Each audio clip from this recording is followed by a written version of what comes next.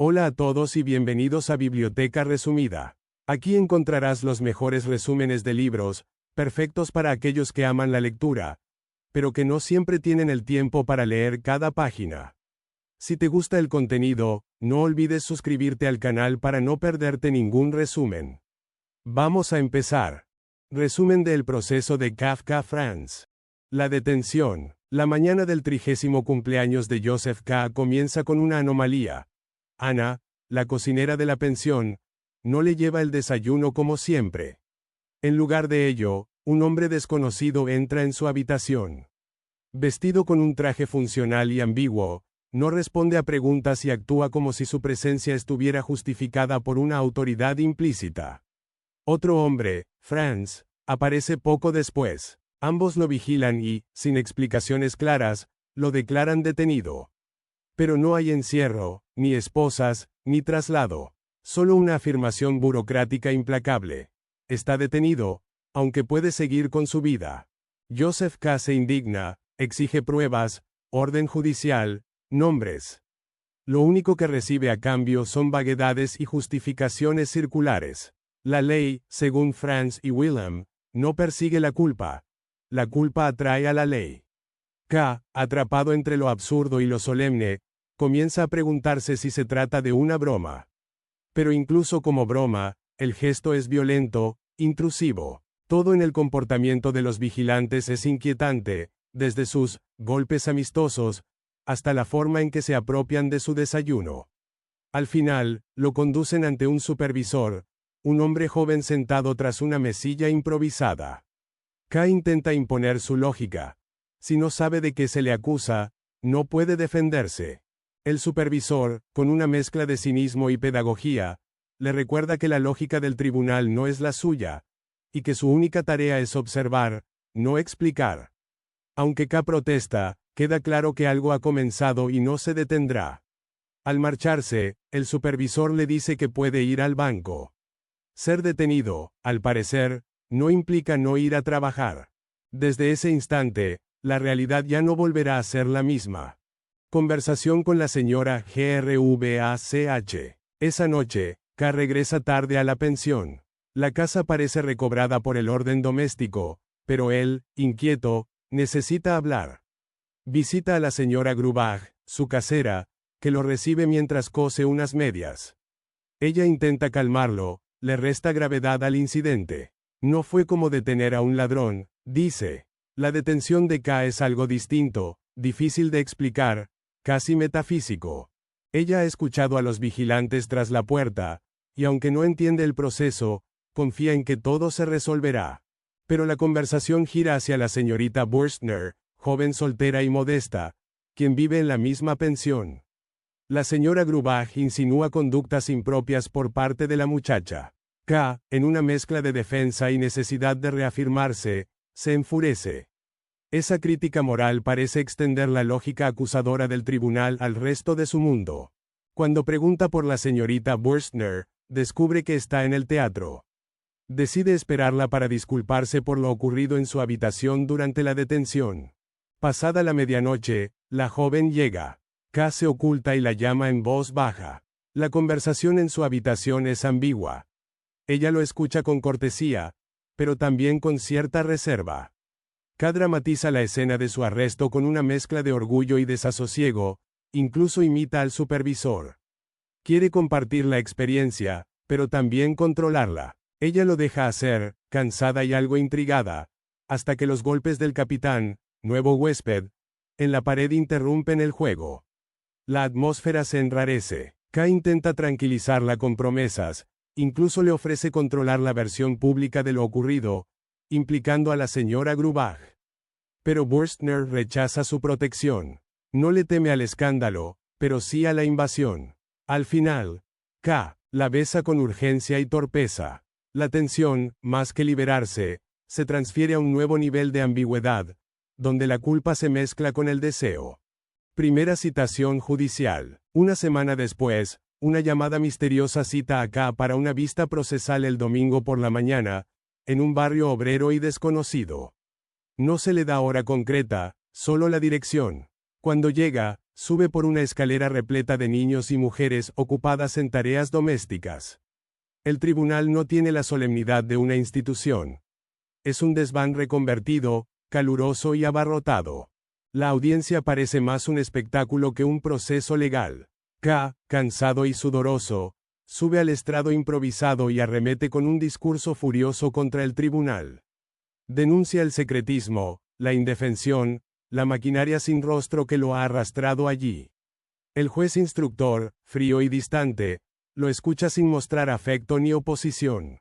Las mujeres, presentes en masa, lo observan con una atención casi lasciva. Una de ellas, joven y atractiva, lo mira con intensidad mientras acaricia su cadera. El público lo aplaude, pero el juez lo desautoriza. Sus palabras, dice, eran un número preparado. K abandona el lugar frustrado. Ha gritado, ha argumentado, pero el proceso no se ha inmutado. Sus palabras han sido vaciadas de contenido por una maquinaria que no necesita razón para operar. En la sala de sesiones, movido por una necesidad irracional de entender, K regresa días después al desván del tribunal. Ya no hay audiencia, ni juez, ni público. Solo queda la mujer de Lugier, una figura ambigua y sensual.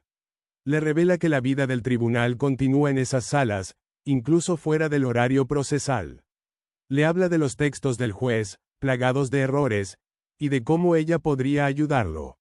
Su tono es tentador y seductor, pero también desesperado. Su esposo es un hombre débil, humillado por los jueces, y ella busca un protector. Cuando K intenta comprender, aparece un estudiante que la arrastra literalmente consigo.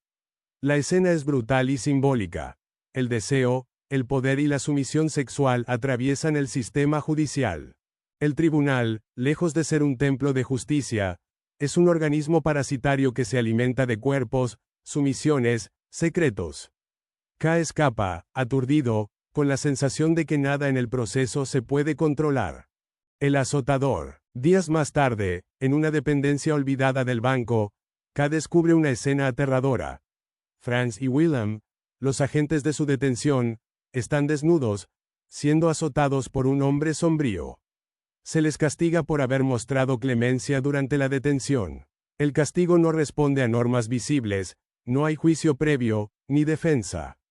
Solo un acto ritual de violencia sancionada. Los agentes lo suplican, se revuelcan, lo acusan de haberlos delatado. K intenta intervenir, argumentar, apelar al sentido común. Pero el verdugo es inflexible, y su poder se impone sin necesidad de palabras. Horrorizado, K deja el lugar. Pero al día siguiente, la escena se repite.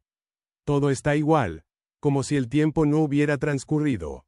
El castigo es perpetuo, cíclico, sin finalidad más que reafirmar la culpa ineludible. K comprende entonces que el tribunal no es solo una institución. Es una lógica que contamina el espacio, el tiempo, la vida cotidiana. Un proceso que, una vez iniciado, no se detiene, no se explica, no se absuelve. El tío Lenny. Cuando el proceso se vuelve cada vez más opresivo, aparece Carl, tío de K, procedente del campo.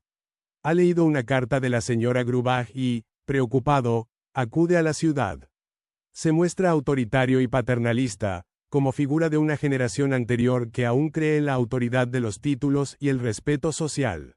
Llevando a su sobrino casi por la fuerza, lo presenta al abogado Uld, un hombre anciano, enfermo y postrado en cama, que vive en una atmósfera sofocante, atendido por una joven llamada Lenny. K es introducido en ese entorno decadente, donde la enfermedad física parece reflejar la parálisis del sistema judicial. Durante la conversación con el abogado, queda claro que la justicia no opera con reglas visibles, sino a través de conexiones personales, favores y dilaciones infinitas. Lenny, la joven enfermera, se convierte en figura ambigua. Desea ayudar a K, pero también se le ofrece con una sumisión perturbadora. K, a pesar de su desconfianza, cae en sus redes y se entrega a una pasión repentina. En medio del absurdo proceso, busca en ella un consuelo físico, una tregua. Pero esa unión también parece sellar una complicidad involuntaria con los poderes que lo oprimen. El tío, al descubrirlo, se va indignado. La ruptura es total. K se aísla un poco más. El abogado, el fabricante, el pintor. K continúa visitando al abogado Uld, pero pronto se impacienta con su pasividad. El proceso no avanza. En su lugar, K conoce a un fabricante de telas, cliente del banco, que también ha sido procesado y que le habla de otro camino posible. Un pintor llamado Titorelli, vinculado a jueces e instituciones del tribunal. K visita al pintor en su desordenado estudio, situado en un edificio miserable. Titorelli, a pesar de su mediocridad artística, tiene influencia en el sistema. Su trabajo es comprar la atención de los jueces con retratos que todos exigen pero nadie paga. El pintor le habla con franqueza. No hay absolución verdadera. Solo 3 posibilidades. La absolución aparente, la prórroga indefinida o la condena. La absolución verdadera es una leyenda. K comprende entonces que todo intento de defensa lo mantendrá atrapado para siempre. El pintor, con su lógica circular y su servilismo encubierto, representa la figura de aquel que ha comprendido que el poder no se desafía, se adula. El estudio, repleto de niñas que lo espían y ríen, añade una capa inquietante de corrupción y perversión. La justicia, en este mundo, es un laberinto sin salida. El comerciante Block, K renuncia al abogado. De regreso en casa de Uld, K encuentra a otro cliente, el comerciante Block, que lleva 5 años procesado y ha quedado completamente sometido al abogado. Vive en la cocina, esperando informes que nunca llegan. K presencia como Uld humilla al comerciante, tratándolo como a un sirviente. Lenny interviene también, pero solo para manipularlos a ambos. La escena es insoportable. Un hombre que ha cedido su voluntad a cambio de promesas vacías. K, en una mezcla de rabia y desesperación, decide romper con Uld. Abandona la defensa legal, quiere asumir su proceso por su cuenta, pero también sabe que ha cruzado un umbral, el del aislamiento absoluto. La renuncia al abogado es una afirmación de libertad, pero también una renuncia al sistema de protección más elemental. A partir de aquí, K queda solo ante el tribunal. En la catedral, poco antes del aniversario de su detención, el director del banco lo envía a la catedral para guiar a un cliente italiano. El cliente no aparece. En su lugar, un sacerdote, que resulta ser capellán del tribunal, lo llama desde el púlpito. K lo escucha en medio de la penumbra, bajo las altas bóvedas del templo. El sacerdote le cuenta una parábola. La del hombre que busca acceso a la ley, y el guardián que le impide el paso durante toda su vida. Cuando el hombre muere, el guardián le dice que esa puerta estaba destinada solo a él, y que ahora será cerrada. K, desconcertado, busca un sentido a esa historia. ¿El guardián actuó correctamente? ¿Debería haber desobedecido? ¿Es la culpa algo intrínseco o impuesto? El sacerdote no da respuestas, solo más interpretaciones. La parábola, como el proceso, parece contener múltiples significados, todos contradictorios. El tribunal aparece aquí como una estructura metafísica, casi teológica, donde el castigo no depende del acto, sino de una esencia oscura, inescapable. K sale de la catedral sin haber encontrado consuelo ni sentido, más hundido que nunca en el absurdo. El final. Al cumplirse un año de su detención, 2 hombres en trajes oscuros recogen a K de su casa. No se resiste. Camina con ellos, como hipnotizado, hasta un lugar baldío en las afueras de la ciudad. Bajo un cielo opaco, junto a una cantera abandonada, lo acuestan sobre una piedra. Uno de ellos saca un cuchillo.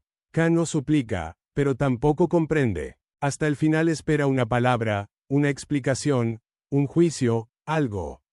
Pero no hay nada. Antes de morir, piensa, como un perro. Esa es su última conciencia. No hay redención, solo un fin silencioso, sórdido, sin sentido, como si la vida misma, al igual que el proceso, no pudiera culminar de otra forma que no fuera en el absurdo total. Fragmentos. Estas secciones póstumas, incompletas, prolongan el delirio burocrático y existencial de K, mostrando episodios fragmentarios que refuerzan la naturaleza laberíntica del tribunal. La amiga de B introduce un nuevo vínculo afectivo y una posible aliada femenina, que sin embargo reproduce las mismas redes de sumisión. El fiscal aparece como otra figura del poder, pero tampoco ofrece ayuda ni certezas. Hacia la casa de Elsa y visita a la madre muestran el deseo de regresar a vínculos humanos, afectivos, pero ya deformados por el proceso. La casa y lucha con el subdirector evidencian la invasión del juicio en la vida laboral, la pérdida de autoridad, el desgaste de la identidad. Todas estas escenas retratan un universo en que la lógica de la justicia ha contaminado la realidad entera, donde el yo se ha disuelto. Anotaciones en los diarios de Kafka. Los diarios del autor revelan que el proceso fue escrito en medio de una lucha íntima contra la enfermedad, la burocracia y el miedo. Kafka no completó la novela, pero dejó claro que el protagonista debía morir. La historia, según él, no era una crítica política sino una representación existencial de la condición humana ante el poder, la culpa y la imposibilidad del juicio verdadero. En sus anotaciones, Kafka describe a K como culpable sin culpa, atrapado en un mundo donde la ley es inalcanzable, y el lenguaje mismo se vuelve arma del poder. Referencias. El universo de El Proceso ha sido interpretado como una alegoría del sistema judicial, una profecía del totalitarismo, una exploración del pecado original moderno o una crítica a la alienación del individuo frente a la máquina burocrática. Pero, sobre todo, es la historia de un hombre que, enfrentado a un poder invisible, no puede encontrar sentido, y cuyo único crimen es haber sido acusado. Y hasta aquí el resumen de hoy en Biblioteca Resumida. Espero que te haya gustado y que te animes a leer el libro completo. Si te pareció útil o interesante, no dudes en darle un pulgar arriba, eso nos ayuda muchísimo. También te invito a suscribirte al canal para que no te pierdas los próximos resúmenes. Gracias por vernos y hasta el próximo libro.